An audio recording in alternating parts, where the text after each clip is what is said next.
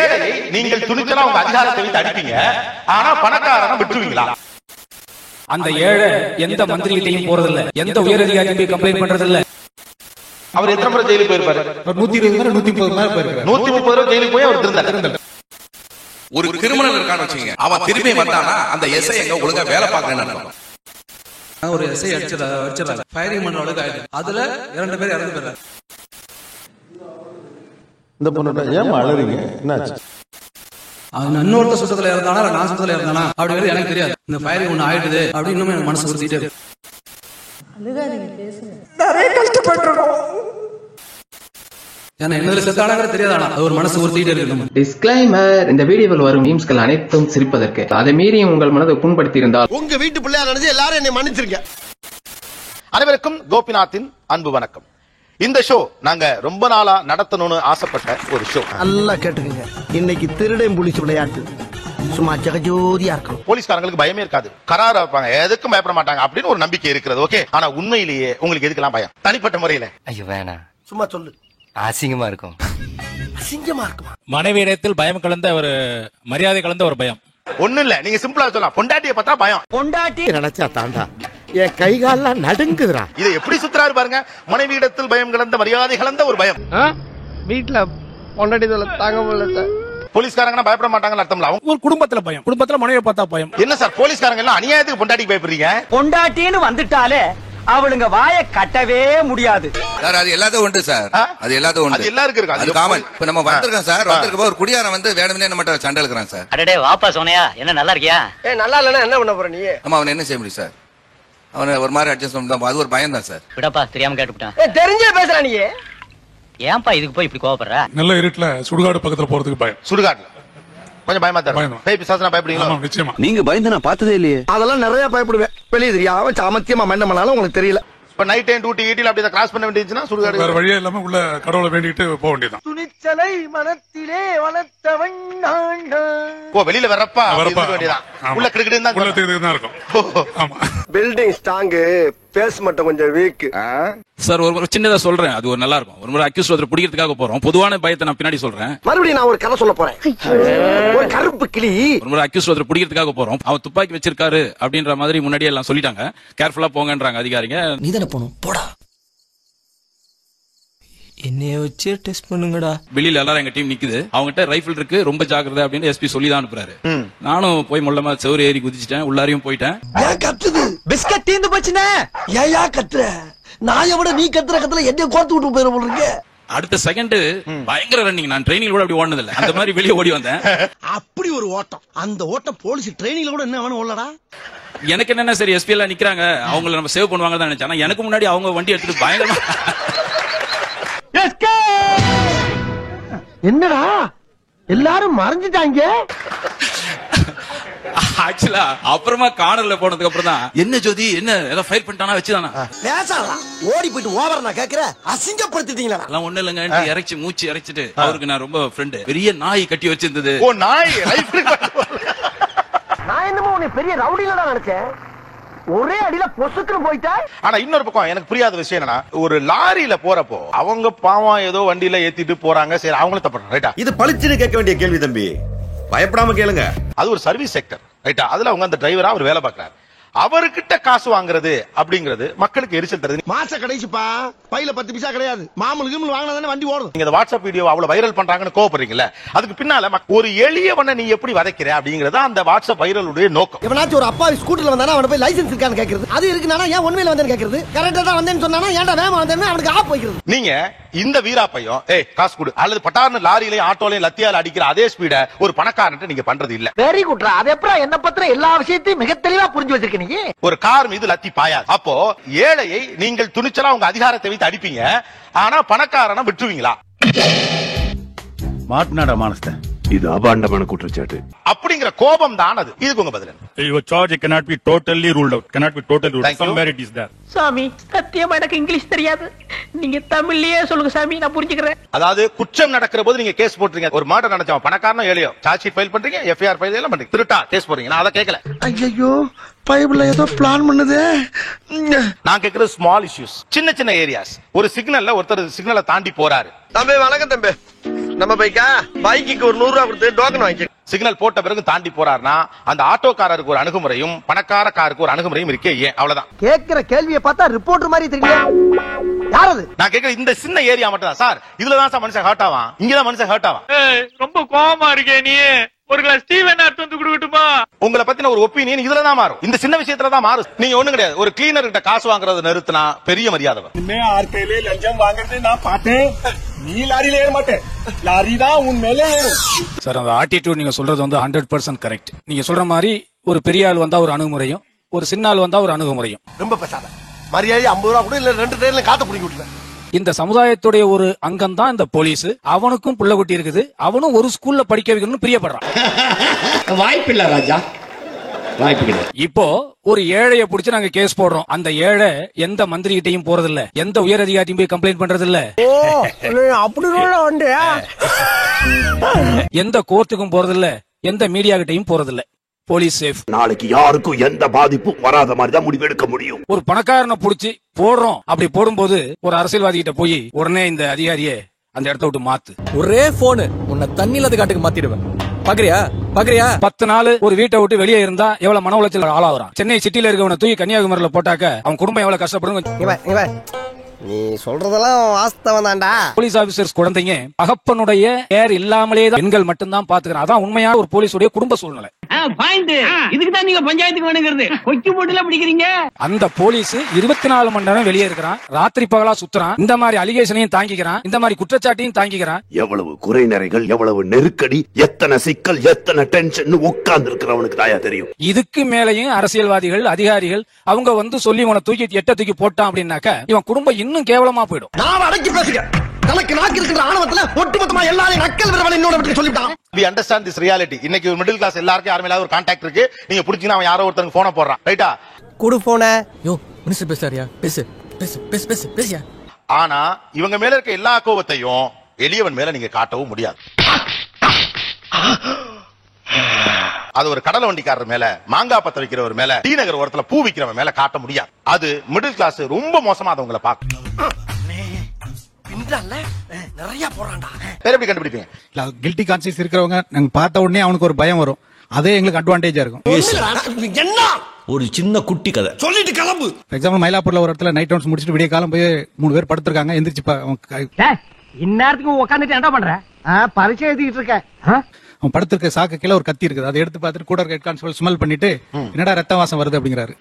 வலைய விரிக்கலாம் வம்பளுக்கானே வாயை கொடுத்து வாயில முன்னு கூட ஊர் வச்சிருக்காரா சாமி. நான் வாங்கி பார்த்து எந்த வாசம் வரல, பட் போட்டு வாங்கினாரு. போட்டோன்னு அவன் சொல்லிட்டான், இப்ப தான் சார் ஒருத்தர் மர்டர் பண்ணி போச்சுட்டு வந்திருக்கோம் அப்படின்னு சொல்லி அவனே ஒத்துக்கிட்டான். 10 உசுர உரு தெரியாம செதச்சிட்டு வந்திருக்க செதச்சிட்டு.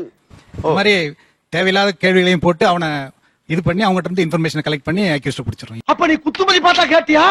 நானா தான் ஓடிட்டனா? இதுக்கு பேர் தான் போட்டு வாங்குறது. ஒரு குற்றவாளியை பிடிக்கிறதுக்கு ஒரு 5 பேர் போறோம். நைட்ல ஒரே கடந்த காடா இருக்குது. நாங்க 5 பேர் போனதுல 4 பேர் தான் இருக்க, ஒரு ஆள் இல்ல.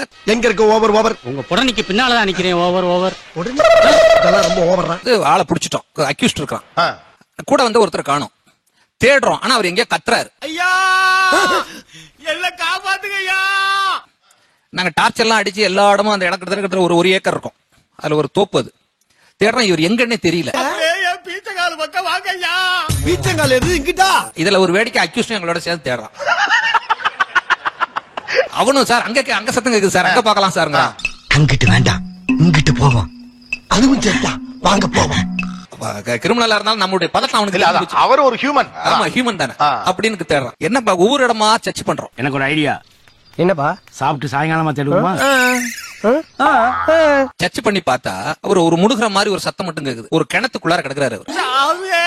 அட என்ன கண்டாங்க அது? ஏன் இதுக்குள்ள இருக்க? கிட்ட ஒரு கிணறு ஒரு 200 அடி கிணறுல ஒடியாரும் பொழுது நாங்கெல்லாம் சுத்தி அவனை வளைச்சு பிடிக்கும் போது அப்படியே கிணத்துக்குள்ளார விழுந்துட்டாரு. போதுமியா, இந்த போலீஸ் குறைச்சது போது, என் ப்ரமோஷன் குறைச்சது போது. விழுந்தவரை நாங்க அதை எங்களால ட்ரேஸ் அவுட் பண்ண முடியாது, இருட்டு. என்ன பண்றதுன்னு இல்ல, என்ன அறியாமலே எங்களுக்கு ஒரு பயம் வந்துருச்சு. என்ன இப்படி நடக்குது? காக்கா வலிப்பா? ஏன் காக்கா வலிப்பிலப்பா, பயத்துல நடக்குதுப்பா. ப்ரொஃபஷனலாவே எடுத்துக்கிறவங்க வந்து திருந்த மாட்டாங்க. ஒருத்தர் 100-120 கேஸ் மேல பண்ணிருக்காங்க. மொத்தத்துல அன்பா பேசி திருத்த முடியாது, அடிச்சுதான் திருத்தணும். ஹேபிச்சுவல் அஃபெண்டரா வச்சிருக்காங்க. இப்ப வயசு 70 மேல ஆயிடுச்சு, அவரால முடியல. இப்ப அவன் பையன் அதே திருப்பி செய்ய வைக்கிறான். ஹவுஸ் கீப்பிங் வேஷத்துல இருக்கிற நான் ரூம் பூரா புகை போட்டுருவேன். நான் வெளியே ஜீப்ல காத்துக்கிட்டு இருப்பேன். 2 பேரும் வந்த உடனே ஜாலியா எஸ்கேப் ஆயிடும். இவனுக்கு எங்க ப்ராப்பர்ட்டி டிஸ்போசல் பண்ண முடியுங்கிறதெல்லாம் அவனுக்கு தெரியறதுனால அதை அவன் பையனுக்கு கொடுத்து அவன் பையனே இப்ப பண்ணிட்டு இருக்கான். அது நீ பெருமையா சொல்ற, வெக்கமா இல்ல? நீ எல்லாம் ஏன் சட்டி போட்டு பேண்ட் போற? சமுதாயத்தை இது ஒரு ப்ரொஃபஷனலாவே எடுத்துக்கிறாங்க. அவர் எத்தனை முறை ஜெயிலுக்கு போயிருப்பாரு? அவர் 120 முறை 130 முறை போயிருக்காரு. 130 ரூபாய் ஜெயிலுக்கு போய் அவர் திருந்தல. பாளையங்கோட்டை ஜெயில தான் படிச்சத, வேலூர் ஜெயில வெள்ளை அடிச்சு வாடகைக்கு விட்டு திரியறான். வந்தவன சொசைட்டி அக்செப்ட் பண்ணாத போது அவன் திரும்ப அந்த கிரைம் தான் வேட்டான வழியா அவன் திருந்தனதா சரித்திரமே கிடையாது. அவர் அது யுவர் பாயிண்ட் இஸ் ராங். இப்ப நான் பஞ்சாயத்துல ஒண்ணு சொல்ல கூடாதா? சொல்லக்கூடாது. உனக்கு சொல்ல உரிமை கிடையாது. ஒரு கிரிமினல் இருக்கான்னு வச்சுங்க, அவன் திரும்பி வந்தானா அந்த எஸ்ஐ எங்க ஒழுங்கா வேலை பார்க்கலன்னு அர்த்தம். ஒழுங்கா வேலை பார்க்கற எஸ்ஐட்ட கண்டிப்பா அந்த மாதிரி இந்த மாதிரி ரிப்பீட்டட் கேஸ் எல்லாம் இருக்கு பாருங்க, வரவே வராது. எவன் வந்து என் இடத்துல அனாவசியமான வேலை செய்ய விடாம தடுத்தாலும் சரி, ரவுடி எல்லாம் நம்மள பார்த்தானா அவனுக்கு வந்து நம்மளோட பயம் அவன்கிட்ட இருந்துகிட்டே இருக்கும். ஏன்னா போலீஸ்காரனுக்குன்னு ஒரு திமிரு இருக்கணும். பப்ளிக்கை எவனா டிஸ்டர்ப் பண்ண அங்க எத்திக்கு போட்ட மீதி. போலீஸ்ல எங்களுக்கு முதல்ல சொல்லுவாங்க, இந்த SI is the first rowdy of his jurisdiction. அந்த அளவுல நம்ம வந்து ஒரு வீரமா இருக்கணும். கொடுத்த வேலையை கரெக்டா செய்யணும். அதை விட்டுட்டு எவனாவது ஏடாவனம் பண்ணுனா நைட்டோட நைட் அடிச்சு தாமிரபரணி ஆத்துல புதைச்சிடுவேன். அந்த கம்பாரிசனுக்கு சொல்லுவான், அந்த லாங்குவேஜ்ல சொல்றவாச்சு அந்த மாதிரி இருக்கணும்னு சொல்லுவான். நீங்க வந்து மறுபடியும் ஒருத்தன் வந்துகிட்டு இருந்தானா சுட்டு தள்ளுயா. ஒரு போலீஸ் ஸ்டேஷன்ல காசு இருந்தா வேலை நட அப்படிங்கிறது ஒரு சாமானியனுடைய கம்ப்ளைண்ட். இதுக்கு உங்களுடைய பதில் என்ன? both the side you can answer, anybody can answer now. காட்டி கொடுக்க சொல்றீங்களா? இல்ல, நாட்டை காப்பாத்த சொல்றேன். இது வந்து ஜெனரலா எல்லாரும் சொல்ற கம்ப்ளைண்ட். போலீஸ் ஸ்டேஷனுக்கு 2 பேர் வர்றாங்க, வந்த 2 பேருமே நியாயமா இருக்காது. 2 பேர்ல யாராவது ஒருத்தர் தப்பு பண்ணிருப்பாங்க. பொண்ணை கூட்டி நானே என்ன கல்யாணம் பண்ணி வச்சு பஸ் ஸ்டாண்டுக்கு அனுப்புவீங்க. ஏய், அவ வயித்துல குழந்தை ஏன் குழந்தை? நான் தான் கூட்டிட்டு போறேன். ஏட்டையா ஏன் கூட அனுப்புவீங்க? 2 பேர் வந்தால ஒண்ணு தப்பா தான் இருக்க முடியும். அதாவது யார் நியாயமானவரோ அவருக்கு நீங்க சப்போர்ட் பண்ணா இன்னொருத்தர் அவங்க காசு வாங்கிட்டு செஞ்சாங்க. எதிர்கட்சிக்காரங்கிட்ட எவ்வளவு வாங்கின? நீங்க எதிர்க்கட்சியா இருந்தப்போ எவ்வளவு கொடுத்திருப்பீங்க? ஓகே, வேற என்ன? காவல்துறையா பணம் கேக்குறதா இல்ல பொதுமக்களா வந்து பணம் வந்து நீ பணம் எப்படி பார்த்தாலும் அது தப்பு தான். பேசாம வாயை கொடுத்து அதை புண்ணாய்க்க போற. இல்ல நீங்க எப்படி பார்த்தாலும் காவல்துறை கேட்காம கொடுத்தாலும் அது நீங்க வாங்கிக்கிட்டா தப்பு தான் இல்லையா? அவங்க கொடுக்கறாங்கன்னு ஆஃபர் பண்றதுக்கு வாங்க முடியாது. இப்படி குண்டக்க மண்டக்க பேசினா ஒரு மனுஷன் என்னதாப்பா பண்ண முடியும்பா? இல்ல நான் என்ன சொல்றேன்னா 2 இருக்கு. ஒண்ணு நீங்களா வந்து இன்ட்ரீஸ் பொதுமக்களா வந்து இந்தாங்க சார் வச்சுங்க சார், நீங்க எனக்கு செஞ்சு கொடுங்க. போலீஸ்காரங்களுக்கு எல்லாம் பொதுமக்களா சென்ற அன்பளிப்பு நினைச்சுக்க, வெறித்தனமா வாங்கிற நமக்கு வியாபாரி எல்லாம் சென்ற வெகுமதி நினைச்சுக்க. இதே ஒரு கொலை குற்றத்துல வந்து மறைச்சு காசு வாங்கினா அது இன்னும் தப்பு. சார் நான் ஒரு சின்ன மிஸ்டேக் பண்ணிட்டேன் தான் சார், வச்சுங்க நீங்க வச்சுங்க சார் அப்படின்னு சொல்லி சீக்கிரம் மறைச்சு குடியா. அதுல வந்து நம்ம ஒண்ணு அது வந்து நம்ம குற்றமான நீங்க வந்து நினைச்சு பாத்தீங்கன்னா குற்றம் தான், இல்லன்னு சொன்னா இல்ல. நீங்க செய்யறது பிச்சை எடுக்கிறத விட கேவலமா இருக்கு. பிச்சைன்னு நீ ஏன் நினைக்கிற? அதே மாதிரி ஒரு முக்கியமான செய்தி சொல்றேன். ஒரு சில பெரிய அதிகாரிகளுக்கு வீட்டு வேலை செய்ய வேண்டிய நிலைமை ஒரு சில போலீஸ் பெரிய அதிகாரிகளுக்கு வீட்டு வேலையும் செய்யணும். இந்த மாதிரிப்பா இதுக்கு முன்னால இருந்த சர்க்கிள் இன்ஸ்பெக்டர் இருக்காரு, அவர் என்னை கக்கிசிய கழுவு சொன்னார். அடையாளம் தெரியாத அனாதை பிரேதங்கள்லாம் கண்டுபிடிக்கப்படும், அதை கண்டுபிடிச்சு அதை அடக்கம் பண்ற வேலை எல்லாமே போலீஸ். அடக்கம் பண்றது உள்பட நிக்கிறமா? என்ன பொழப்பு இது? நம்ம வாழ்க்கை எதை நோக்கி பயணமா போய்கிட்டு இருக்குன்னே தெரியலையே. மும்பைல போய் ஒரு அக்யூஸ்ட் பிடிக்க போறோம் சார். சுத்தி ரவுண்ட் பண்ணிட்டு போறோம். நாங்க லர்க்காயி போறத பார்த்துட்டு மும்பை போலீஸ் எங்களை பிடிச்சிட்டாங்க. ஆமா, நீ யாரு, எங்க வந்த, ஏன் வந்த, எதுக்கு வந்த? மும்பை போலீஸ் நீங்க யாருன்னு பிடிச்சிட்டு எங்களை பிடிச்சிட்டாங்க. கடைசியில நாங்க இந்த மாதிரி வந்தோன்னு சொன்னதுக்கு பிறகு புது ரவுடியா அந்த கேஸுக்காக வேண்டி ஒரு அக்யூஸ்டுக்காக வேண்டி ஒரு 10 இன்ஸ்பெக்டர்ஸ் நீ பிடிச்சிட்டு வரலன்னா கேஸுக்கே வரக்கூடாதுன்னு சொல்லிட்டாரு. நான் ஊருக்கு போய் ரொம்ப நாளாகி போச்சு. எப்படான்னு தெரியுற நீ இருடி வந்து பாக்குறவங்க கணக்க. அவர் சொன்ன உத்தரவுக்காக நாங்க போனோம் டீம். அவன் வீட்டுல அக்யூஸ்ட் இருக்கான்றது உறுதியாயிருச்சு. போய் ஒளிஞ்சிட்டீங்க காவாலி பசங்களா. மும்பைல தாராவின்ற ஒரு ஏரியா தகரத்துல தான் செட்டு போட்டு. ஆமா, ரொம்ப நெருக்கமா வேற இருக்கும். நெருக்கமான ஏரியா எல்லாம் சுத்தி ரவுண்ட் பண்ணிட்டோம். இப்ப பார் விட்ட ப்ரொமோஷனை சுட்டு பிடிக்கிறேன். அதெல்லாம் பயம் எல்லாம் கிடையவே கிடையாது சார். பிடிக்கணும்னு நினைச்சோம்னா அந்த பயம் எல்லாம் இருக்கவே இருக்காது. அந்த தகரத்தை கிழிச்சு உள்ள போய் அக்யூஸ்ட் பிடிச்சிடும் சார். சூப்பர் போலீஸ் சார், நீங்க டக்குன்னு கண்டுபிடிச்சிட்டீங்க. நீங்க ஒரு நுங்கம்பாக்கம்ல ஒரு இடத்துல நின்னு டியூட்டி பாத்துக்கிட்டு இருக்கீங்க. ஒரு 5 கிலோமீட்டர் தள்ளி ஒரு ஆக்சிடென்ட், ஒரு 2 கிலோமீட்டர் தள்ளி ஒரு ஆக்சிடென்ட். பட்டு நாங்க போகணும், எப்படி போவீங்க? நீங்க சொல்லுங்க. நீங்க தான் மனசுல பட்டதை சொல்லணும்.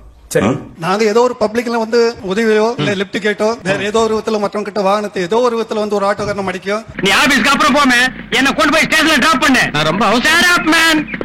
நீங்க நிர்பந்தப்படுத்தி அவனை வேற எங்கேயாவது போறவன கூட அவசரத்துக்கு வர சொல்லி கட்டாயப்படுத்தி அந்த இடத்துக்கு போயிட்டு என்ன ஒரு தியாகம், பொது ஜனங்களை பாதுகாக்கிறதுக்கு இப்படி ஒரு தேவையா? நல்ல நோக்கத்துக்காக தான் அவனை கட்டாயப்படுத்தி அவங்க கொண்டு போய் அந்த உயிரை காப்பாத்துறது ஆம்புலன்ஸை விட நாங்க காப்பாத்துறோம் சார். சார் நீங்க நல்லவையா.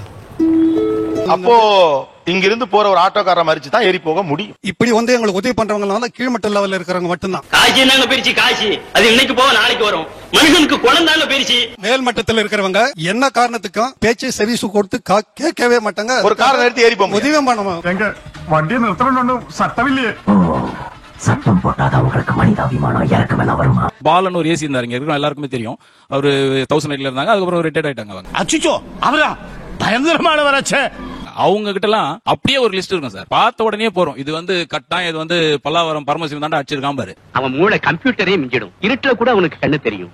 எறும்புற சத்தம் கூட அவனுக்கு கேட்கும். கரெக்டா பல்லாவரம் பரமசிவம்னா பல்லாவரம் பரமசிவத்தோட லிஸ்ட் அப்படியே வரும். அவனுக்கு வந்து பொண்டாட்டி முருகேஸ்வரி, அவன் ஒரு கீப் வச்சிருக்கான், அது வந்து குரோம்பேட்டையில இருக்கு. போன வாரம் தான் எனக்கே தெரியும் 4 பொண்டாட்டி 7 வப்பாட்டி வச்சு மெயின்டைன் பண்ணிருக்கான். அவன் தாம்பரத்துல போய் தங்குவான், அவன் ஒரு லாட்ஜ் இருக்கு, அங்க பர்மனண்டா ஒரு ரூம் இருக்கு. அப்படியே கட கட கடன்னு சார் அதை பார்த்து 5 நிமிஷத்துல 10 நிமிஷத்துல அவர் லிஸ்ட் கொடுப்பாரு. காக்கா வலிப்பு சங்கர் டக்குன்னு காக்கா வலிப்பு வந்த மாதிரி நடிப்பான். உதவி பண்ணலான்னு கிட்ட போனா அவன் கூட்டாளி வந்து பேக் புடின்னு ஓடி போயிடுவான். ஸ்பெஷல் டீம் போவாங்க, உடனே போய் கேட்ச் பண்ணிடுவாங்க. அந்த மாதிரியான டேலண்டட் பர்சன் வந்து டிபார்ட்மெண்ட்ல கொஞ்சம் பேர் தான் சார் இருக்காங்க. ஸ்பெஷல் டீம் நான் அது மாதிரிலாம் ஒர்க் பண்ணிருக்கேன். சத்தியம் பாரியா சார், நீங்க ரியல் கேப்டன் சார். உங்க கண்ணுக்கு மட்டும் அது எப்படி தெரியுது? இவன் தான் திருடன் அல்லது இவன் தான் குற்றவாளி, இவன் தான் தப்பு செஞ்சிருப்பான்னு எப்படி கண்டுபிடிக்கிறீங்க? இத்தனை கேள்வி மொத்தமா கேட்டா முதல்ல எந்த கேள்விக்கு நான் பதில் சொல்றது? என்ன எழுத்து பேசுறாங்க? சிம்பிளா சின்னதா சொல்லணும் அப்படின்னா, சினிமா பிடிச்சு ஒரு 10 பைக் வருது, ஒரு பைக் மட்டும் படக்குன்னு கரெக்டா பிடிச்சு டப்புனு போய் பிடிக்கிறீங்களே. இங்க எவனா இல்சா போய் மாட்டுவான், வழக்கம் போல அவனாவது செய்வான். கொஞ்சம் வெயிட் பண்ணுங்க. என்னென்ன அளவுகோல் அடிப்படையில இவன் குற்றவாளியாக இருக்கக்கூடும் அப்படின்னு கண்டுபிடிக்கிறீங்க? நான் வரிசையா சொல்றேன், அதை கப்புன்னு பிடிச்சிக்கிறியா? நல்ல ஐடியாவா இருக்கு. எங்க சொல்லுங்க. உன் பேர் என்னன்னா என்ன சார் கேட்டீங்க அம்பா? உன் பேர் என்னப்பா? என்ன சார் கேட்டீங்க நம்மள திரும்ப கேட்பான். காதுல விடல, கொஞ்சம் பக்கத்துல வந்து சொல்லு. அதான் ஒரு பயத்துல ஒரு ஃபேர்னஸ் அவன்கிட்ட உண்டாயிருது. போலீஸ பார்த்தோன்னே உண்டாவுது. நம்ம கேட்டதும் உன் பேர் என்ன, ஆனா அவங்க கேட்டது நீங்க என்ன சார் கேட்டீங்க. நான் பேசுறது உனக்கு புரியுதாயா? புரியுதாயா? உனக்கு புரியுதாயா? ஒரு ஆபீஸ்ல திருட்டு போயிட்டு சார், அங்க ஒரு 10 பேர் இருப்பாங்க. அதுல ஒருத்தரோ 2 பேரும் செஞ்சிருந்தா நம்ம விசாரிச்சுட்டு இருக்கும் போதே இந்த கண்ணு வந்து அந்த கண்ணோட பேசும். ஒருத்தருக்கு மேற்பட்டவர் பேசினா இத நம்ம எதுவும் சொல்லிடக்கூடாதுன்னு சொல்லி இந்த கண்ணும் அந்த கண்ணு பேசிட்டே இருக்கும். என்ன ரியாக்ஷன் இது? ரிசீவரை வச்சுக்கிட்டு தான் எப்பொழுதுமே ஒரு திருடன் வந்து திருடுறது. ஓ இப்படி ஒரு கணக்கு இருக்கா? வாங்க ஆள் இருக்குன்னா தான் திருடுவாப்ல, கையில வச்சுக்க மாட்டாரு. டபக்குன்னு திருடி அங்க கொடுத்துருவாங்க. டேய் களவாண்ட பொருள 1/4 மணி நேரம் வச்சிருந்தா கூட உசுருக்கு ஆபத்துனா என் உடுக்கு எங்க போய் விக்கிறதுன்னு முதல்ல பாத்துக்குவான். அதான் மார்க்கெட்டிங். அதை பாத்துக்கிட்டு தான் அப்புறம் திருடறதுக்கு இருப்பான், கையில வச்சிருக்க மாட்டான். என்ன இவ்வளவு விஷயத்தை சொல்றீங்களே, யாருன்னு நீங்க? நான் ஒரு திருடன் தான். உங்களுக்கு என்ன பயம்? நாயை கண்ட கொஞ்சம் பயம் சார். ஓ நாயக். ஏன் அப்படி? என்ன அந்த பிடிகிரிய போய் டாக்கு வச்சேன், அது பிடிகிரிய விட்டுட்டு புடி கரியன்னு கொத்தோட கவிட்டு போயிரு. அது கடிச்சு ஒரு தடவை கடிச்சு கொஞ்சம் சிரமப்பட்டிருக்கிறேன். ஒரு தடவை கடிச்சு முடிச்சா வருது. ஐயோ முட்டுக்கட்டு. ஐயோ நான் என்ன பண்ணுவேன் சார், அதாவது டிபார்ட்மெண்ட் சேரத்துக்கு முன்னாடி. நாய்க்கு என்னங்க அவர் டிபார்ட்மெண்ட்ல இருந்தா என்ன இல்லாட்டி என்ன, அது யாரா இருந்தாலும் கிடைக்கும். ஐயோ எனக்கு கல்யாணம் ஆகல தெரிஞ்சு கிடைக்குதா? அதனால அதுல இருந்து கொஞ்சம் அதுக்கிட்ட கொஞ்சம் ஒரு எச்சரிக்கை. சரி, நீங்க போலீஸ் ஆகிறதுக்கு முன்னால கடிச்சிருச்சு, போலீஸ் ஆன பிறகு பயம் போயிருக்கணுமே. போகல. நாயை கண்டா பயம். நமக்கு இருக்கடா வம்பு, இருக்கடா தெரியாம இருண்டு போயிரும்டா. பிக் பாக்கெட் அடிக்கிறவன் மேக்ஸிமம் குடிச்சுதான் இருப்பான். இப்படி ஒரு கணக்கு இருக்கும் இல்லையா? அது மாதிரி என்னென்ன குற்றங்கள் செய்யறவர்கள் என்னென்ன செய்வாங்க? இதுக்கு வேற வழக்கம் கேட்கிறாங்க. ஐயோ நைட்ல ஒருத்தன் வந்துட்டு இருக்கான் சார். நைட்ல ஒருத்தன் வரும்போது அவனை கூப்பிட்டு நம்ம சந்தேகப்பட்டு அவனை கூப்பிட்டு கேட்கும்போது அவன் வாயில இருந்து அந்த கஞ்சானத்தை அடிக்கும். கர்மா என்ன இப்படி நாறுது? இவன் இந்த கஞ்சானத்தை அடிச்சதுன்னா இவன் நைட்ல வந்து ஹவுஸ் பிரேக்கிங் பண்ணுவான். அதான் இவன் ஒரு அஃபண்டர். கைங்களமா பிடிச்சு விடிய வெளிக்கு போற வரைக்கும் அடிச்சே கொள்ளுவாங்க. அழைச்சி உன ஸ்டேஷன்ல வச்சு அவனை முறையா விசாரிக்கும் பொழுது அவன் கரெக்டா இந்த இடத்துல நான் திருடுனேன் சொல்லுவான். கும்பாபிஷேகம் பண்ணணும்னு முடிவு பண்ணிட்டீங்க, அத ஊருக்கு வெளியே வச்சு பண்ணுங்க, கூட்டத்துல வச்சு பண்ணிடாங்க. உங்கள் மீது மக்கள் வைக்கக்கூடிய விமர்சனங்கள் எல்லாவற்றுக்கும் பதில் சொல்ல வேண்டிய பொறுப்பில் நீங்கள் இருக்கிறீர்கள்ங்கிறதையும் நீ ஆனா பின்வாங்கல. நன்றி மக்களே, இந்த வீடியோ ஓரளவுக்கு எண்டுக்கு வந்துருந்துச்சு. அப்பா எம்மகிட்ட முடிஞ்சுப்பா. நான் என்ன சொல்றேன்னா, இந்த வீடியோ உங்களுக்கு பிடிச்சிருந்துச்சுன்னா லைக் பண்ணுங்க, பிடிக்கலன்னா தயங்காம டிஸ்லைக் பண்ணுங்க. அந்த சப்ஸ்கிரைப் அடுத்து ஒரு அமேசிங் நீயா நான் கண்ணல மீட் பண்ணலாம். பாய் பாய்.